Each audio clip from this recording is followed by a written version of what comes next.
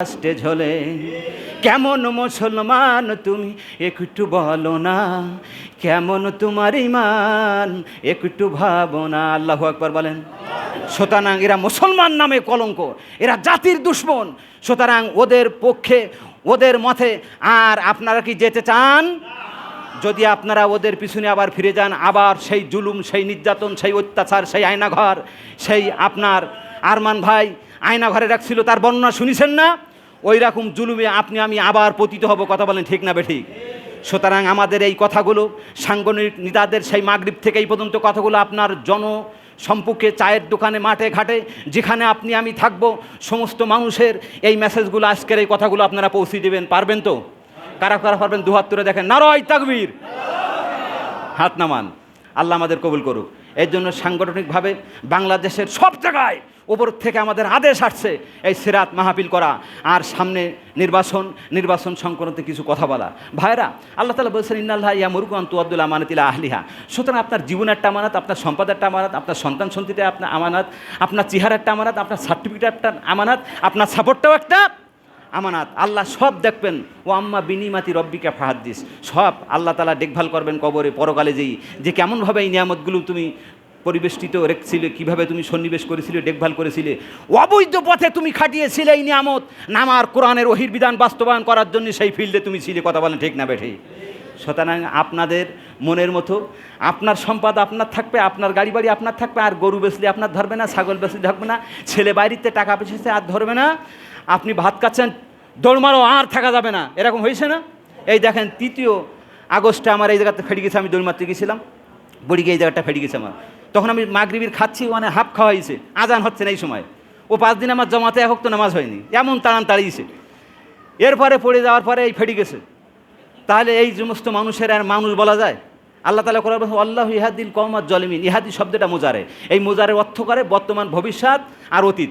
অর্থাৎ যারা মুসলমানের পরে জুলুম করে, অত্যাচার করে, নির্যাতন করে, এরা হলো জালেম। এই জালেমকে আল্লাহ কচ্ছিনকালে হিদায়াত করবেন। এদের জন্য জাহান্নামের সর্বনিম্ন স্তর হলো জাহান্নামের স্থান। কথা বলেন ঠিক না বেঠিক?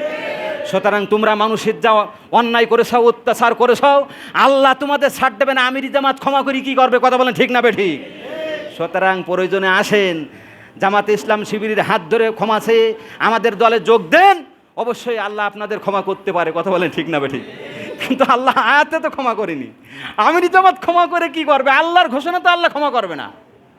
ক্ষমা করবে? সুতরাং আমির জামাত তিনি মানুষ, তিনি বুঝাতে চেয়েছেন আমি হায়না না, আমি ব্যাঘ্র না, আমি জানোয়ার না, আমি ওই রকম অবৈধ ট্রাইব্যুনাল আমি করব না, তাদের মতো নির্যাতন মানুষকে আমি দেবো না। সুতরাং আমি প্রমাণ করতে চাই, আমার মাঠকর্মী পর্যন্ত নেতাকর্মীদেরকে আমি প্রমাণ করতে চাই, যদি তারা অন্যায় করে সকলের সামনে আমি বিচার করতে চাই, আমি তাদের সেই পথ থেকে আমি বহিষ্কার করব। সুতরাং মানুষ আর জানোয়ারের পার্থক্য করার জন্যই জামাত আর শিবিরের আগমন হয়েছে। কবি সেটা বলছেন, মানুষ মানুষের জন্য তবেই তো জীবন ধন্য। বলেন, মানুষ মানুষের জন্য তবেই তো জীবন ধন্য। এ মানুষ যদি হয়ে যায় অমানুষ, তবেই বলে তাকে বন্য। মানুষ মানুষের জন্য। আল্লাহু আকবার বলেন। তারা যেমন অন্যায় অত্যাচার করেছিল, আমরা যদি জামাত ইসলাম ক্ষমতা যায়, আল্লাহ যদি নিয়ে দেয়, আল্লাহ কবুল করুক, জামাত ইসলাম যদি ওই রকম আবার অপরাধ করে, তাই তাদের আর আমাদের মধ্যে কোনো পার্থক্য থাকলো? বালহুম আদাল উলা, তারপরে হ্যাঁ, ওই তো আপনাদের আয়াত সব মুখস্থ। তাহলে তারা গাফেল, তারা চতুৎপাত জানোয়ার, সেইটি খারাপ। মানুষ নেবে তারাই জানোয়ার, যারা মানুষের পরে জনগণে অন্যায় অত্যাচার জুলুম করে। কথা বলেন ঠিক কিনা? বাংলাদেশটা কারাগারে রূপান্তর করেছিল, শাপলা চত্বরের ঘটনা ঘটেছিল, পিলখানায় ঘটনা ঘটেছিল, বৈষম্যের ছাত্রদেরকে 1000-এর বেশি তারা শাহাদাত করে দিয়েছে। কথা বলেন ঠিক না বেঠিক? এই সমস্ত বিচার তাদের ছাড় দেওয়া হবে না। কিন্তু তাদের মতন যদি আমির জামাত অন্যায় করে ক্ষমতায় যাওয়ার পরে, তাহলে মানুষ আর মানুষের পার্থক্য থাকবে না। তাই কবি বলছেন, পশুরা তো আমাদের সেবা করে যায়, সকল অপরাধ মাথা পেতে লয়, যদিও হয় সে জঘন্য, মানুষ মানুষের জন্য তবেই তো জীবন ধন্য। আল্লাহু আকবার বলেন। আলোচনা এই পর্যন্ত থাক। সবাই সালাম পাঠান। কষ্ট হয়ে যাচ্ছে নাকি? সবাই কষ্ট পাচ্ছেন? আল্লাহ বাসালে আবার হবে। ওই 11টা বেজে যাচ্ছে, 12টা বাজানো যায় না। প্রতিদিন আলোচনা আসবে। তাহলে সভাপতি সাহেব বলছে আরও কিছু সময় হোক। সবাই সালাম পাঠান। ইয়া নবী সালামু আলাইকা ইয়া রাসূল ইয়া হাবিব সালামু আলাইকা সালাওয়াত কানজুল কারমি মাওলান নিয়ামি হাদিয়ু মামিল শরিয়তিহি ইয়া নবী সালামু আলাইকা ইয়া রাসূল সালামু আলাইকা ইয়া হাবিব সালামু আলাইকা সালাওয়াত নবীজির পিতা আব্দুল্লাহ নবীজির মাতা আমিনা নবীজির রওজা সোনার মদিনা নবীজির কন্যা ফাতিমা ইয়া নবী সালামু আলাইকা ইয়া রাসূল ইয়া হাবিব সবাই বসুন।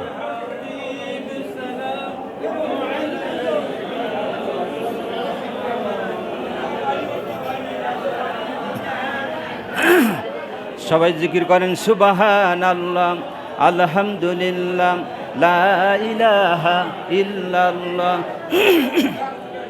লা ইলাহা মুহাম্মাদুর রাসূলুল্লাহ সাল্লাল্লাহু আলাইহি সাল্লাম। গভীর রজনী ভরা আকাশের তারা তোমায় খুঁজে খুঁজে হই দিশহারা।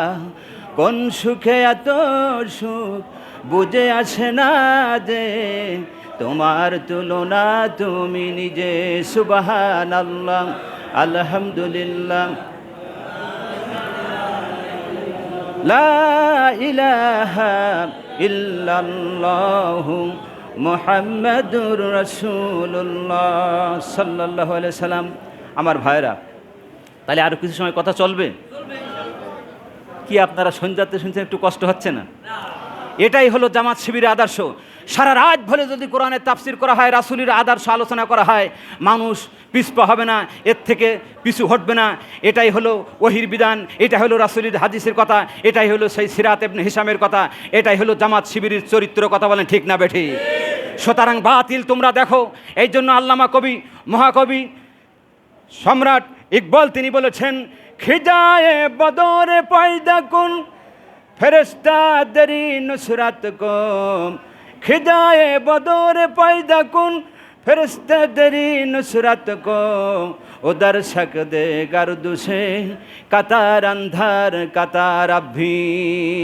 তোমরা যদি বদরি সাহাবীর মতো তোমরা ঈমান আনতে পারো, আল্লাহ এইভাবে বৈষম্য বিরোধী ছাত্রের মাধ্যমে যেমন বিজয় দিল, আবার যদি শয়তানেরা এই দেশকে হাতে নেয়, বদরি সাহাবীদের মতো ঈমান আনলে আল্লাহ তোমাদের কাতারে কাতারে ফেরেশতা নাজিল করবে। বলেন মারহাবা। বদর প্রান্তরে 313 জন ছিল মুসলমান আর 3000 ছিল কাফের। 3000 কাফের রক্ত চক্ষু, তারা মনে করো 313 জনকে আমরা পানি তামাক করব, এরা আর পৃথিবীর বুকে ইসলামের আলো উড্ডীন করতে পারবে না। কথা বলেন ঠিক না বেঠি? কিন্তু সেটা সম্ভব হয়নি। মহাকবি আল্লামা ইকবাল তিনি বলছেন, বাতিল ছে দবনে ওয়ালে আয়াসমা नहीं हम, बातिल छे दबने वाले आयस्मा नहीं हम, सोबर कर जो कहे तू इम्तिहा हमारा। শুনে রাখো, দুনিয়ার কাফের জাতি বাতিলের সামনে মুসলমান কখনো মাথা নত করেনি। সুতরাং 71 করেনি, এই 5ই অগস্টেও এই বাংলার জনগণ করেনি। কথা বলেন ঠিক না বেঠিক? সুতরাং এই আকাশ সাক্ষী, জমিন সাক্ষী, জামাত শিবির কখনো মাথা নত বাতিলের সামনে করবে না। তার একটাই প্রমাণ, আমির জামাত আল্লামা সাইদি, এরপরে নিজামি মুজাহিদ, এরপরে আলী হাসান, কাদের মোল্লা, এরা সব ফাঁসির মঞ্চে যে দড়িকে চুম্মা খেয়ে জাতিকে এই মেসেজ দিয়েছে, শোনো তোমরা মাঠ কর্মী পর্যন্ত সকলকে যদি এক এক করে আওয়ামী সন্ত্রাসীরা তোমাদের ফাঁসির মঞ্চে নিয়ে যায়, সকলেই যদি এই প্ল্যাটফর্মে শহীদ হয়ে যাও, এরপরেও কেউ এদের কাছে তোমরা প্রাণ ভিক্ষা চাইবে না। কথা বলেন ঠিক না বেঠি? কারণ মরণ তো একদিন হবেই, কিন্তু সেই মরণটা আল্লাহর কাছে সর্বোৎকৃষ্ট মরণ হলো শাহাদাতের মৃত্যু। সর্বোৎকৃষ্ট মরণ হলো আল্লাহর পথে দিন বিজয় করার জন্য নিজেকে শাহাদাতের ময়দানে পেলেস করা। কথা বলেন ঠিক না ঠিক?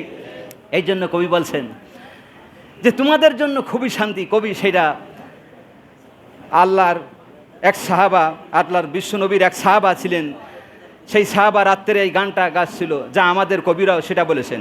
আমাকে শহীদ করে সেই মিছিলে শামিল করে নিও, যেই মিছিলের নেতা আমির হামজা খোবায়ের খাবাব, আল্লাহর কাছে ছিল যারা অতি প্রিয়, সেই মিছিলে আমাকে শামিল করে নিও। বলেন মারহাবা। আমির হামজা শহীদ হয়েছিল সেই উহুদের ময়দানে, বদরের ময়দানে শহীদ হয়েছিল আপনার 12 থেকে 14 জন, আর কাফেররা নিহত হয়েছিল 70 জন, আর 70 জন বন্দী হয়েছিল। মুসলমানদের পোশাক ছিল সাদা, তাদের কাফেরদের পোশাক ছিল কালো। কিন্তু মাঝপথে কাফের বাহিনীর ভিতরে একজন বন্দী হয়েছিল বদর যুদ্ধে, সেটা হলো আল্লাহ রসুলের সাথে আমির হামজা। আল্লাহু আকবার বলেন। আল্লাহর নবী যখন মাঝরাতে তাহাজ্জুদ নামাজ পড়তেছিলেন, ওই সময় চাচার মতো কান্না রোল আল্লাহ রসুলের কর্ণে আসতেছিল। হায় রে, আল্লাহর নবী, বিশ্ব নবী, রহমতুল লিল আলামিনের নবী, উনি যেন শুনতে পাচ্ছেন চাচার কণ্ঠের মতো একটি কণ্ঠ ডুগরে ডুগরে কাঁদতেছে। তাহাজ্জুদের নামাজে আমার রসুল এই কান্নার রোলটা শুনতে পারল। সাহাবাদেরকে তালাশ করলো, সাহাবারা শোনো, এই বন্দীদের ভিতরে কোনো সমস্যা আছে নাকি, কোনো কান্নার রোল আমি শুনতে পাচ্ছি কিনা। সাহাবারা দেখলো, হ্যাঁ। বলল, আল্লাহ রসুল, আপনার চাচা বন্দী হয়েছে, এমনভাবে আমরা রশি বেঁধেছি, গায়ের চামড়ার ভিতরে আপনার রশি ঢুকে গেছে, এর তীব্র যন্ত্রণার কারণে তার কণ্ঠ দিয়ে কান্নার আওয়াজ আসতেছে। আল্লাহ রসুলের চোখ দিয়ে তখন পানি বয়ে পড়তেছিল। সাহাবা আজমাইদিনকে রসুল বললেন, ও সাহাবা, তোমরা শোনো, আমার চাচা হওয়া সত্ত্বেও আমি আমার চাচা আমির হামজা চেহারাটা আমার আব্বার মতো লক্ষ্য করি। আমার চাচার কান্না আমার সহ্য হয় না। মেহেরবানি করে আমার কথা অনুযায়ী যদি তোমরা তাকে রশিটা খুলে দিতে, আমি শান্তি পেয়ে যেতাম। বলেন মারহাবা। আল্লাহ রসুল দেখেন সে কাফের, এরপরও চাচা হিসাবে রসুলের চোখ দিয়ে পানি আসছে, তার জন্য রশি ঢল দিতে পারছে। আল্লাহু আকবার বলেন। সাহাবা আজমাইন বলল, হুজুর না, কখনো সম্ভব নয়, যেহেতু আপনি ওহির বিধান বাস্তবায়ন করেন। আল্লাহ কোরআনে আয়াত দিয়েছে, লাকাদ কানা লাকুম ফি রাসূলিল্লাহি উসওয়াতুন হাসানা, আপনার চরিত্র হলো উত্তম। সুতরাং উত্তম চরিত্রের ভিতরে একজন কাফেরকে আপনি শান্তি দিবেন আর অন্য বাকি 69 জনকে কষ্ট দেবেন, এটা আপনার চরিত্র না। আপনার কথা মতো এই রশি আমি না খুলতে পারি না। বলেন আল্লাহু আকবার। রাসূলও কথা বলছেন ঠিক, সাহাবারাও কথা বলছেন ঠিক। এখন রাসূল কি করবে? আল্লাহ রসুল বললেন, তাহলে ঠিক আছে, ওই আমার চাচার ওসিলা করে সকলের রশির দড়িটা তোমরা ঢল দিয়ে দাও। বলেন মারহাবা। সুতরাং যারা অমুসলিম কাফের, তাদেরকে আমি এই রাসূলের এই সিরাত দিয়ে আমি বলতে চাই, যদি ইসলামী দিন খিলাফত প্রতিষ্ঠা হয়, অমুসলিম কাফের দ্বারা মনে করছো সংখ্যালঘুদের পরে আমরা হামলা করব, তাদের বাড়িঘর আমরা দখল করব, ব্যাংক ব্যালেন্স আমরা দখল করব না। জামাতে ইসলাম ক্ষমতায় গেলে তোমরা জামাই আদরের দেশে থাকবা, পূজা আর রোজা একই জায়গায় হবে, সমস্যা হবে না। চিৎকার করবেন আল্লাহু আকবার। তার মেসেজ হলো এইটা, তার মেসেজ এইটা যে সকলের কাফেরের দড়ি আল্লাহ রসুল এক চাষার জন্য ঢল করে দিন। আল্লাহু আকবার বলেন। ভাই শেষ করে দেব। আকাশের অবস্থা খারাপ, তাহলে সকলে আমরা দোয়া করি, সূরা ফাতিহা পড়ি। সবাই, সভাপতি সাহেব দোয়া করবে, আমরা সকলেই সূরা ফাতিহা একবার পড়ি, সকালে 3বার পড়ি, কয়েকবার দৃশ্য পড়ি। বিসমিল্লাহির রহমানির রহিম, আলহামদুলিল্লাহি রাব্বিল আলামিন।